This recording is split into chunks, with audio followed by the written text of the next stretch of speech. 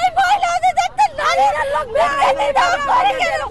এখানে নারীকে সম্মান দেওয়া হয়, আজকে আমাদের বুকের উপরে পাড়া দিয়ে ধাক্কা দিয়ে চলে গেল। আর প্রধানমন্ত্রী আমাদের চোখে দেখলেন না, আপনাকে চোখে দেন না, আপনাকে আমাদের চোখে দেখেন না। আমাদের এত অত্যাচার অন্যায় কেন করতেছে? আমরা তো এক মুঠো ভাত খেয়ে পৃথিবীতে বাচ্চা থাকতে চাইছি না, আমাদের একটা চাকরির ব্যবস্থা করে দেন। আমরা 5 বছর চাকরি করেছি, সরকারিভাবে নিয়োগপ্রাপ্ত।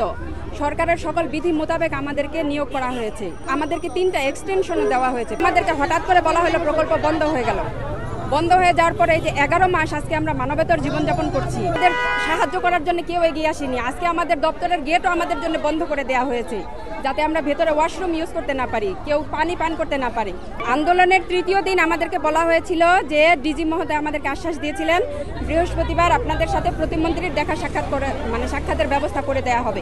আমাদের দাবি হচ্ছে আমাদের গত 11 মাস থেকে আমাদেরকে চাকরি থেকে বিচ্যুত করে রাখছে, কিন্তু আমরা আরো একবার দপ্তরের সামনে আসছি, আমরা মানববন্ধন করছি। তখন আমাদেরকে আশা দিয়েছিল যে তোমরা যাও, আমরা কিছুদিনের মধ্যে তোমাদের ব্যবস্থা করতেছি, আমাদের 2য় ফেজ আসবে, বলছে যে আমাদেরকে বহাল রাখবে।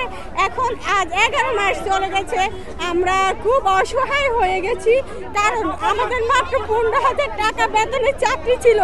আমরা ওই চাকরি দিয়ে কোনো মতো ডাল ভাত পরিবার নিয়ে আমরা বেঁচে থাকতাম, খাইতাম, কিন্তু আর সেটাও আমাদের নসিব থেকে চলে গেছে। মহিলা বিষয়কে চাকরি করে মহিলাদের উপর কত অমানবিক এই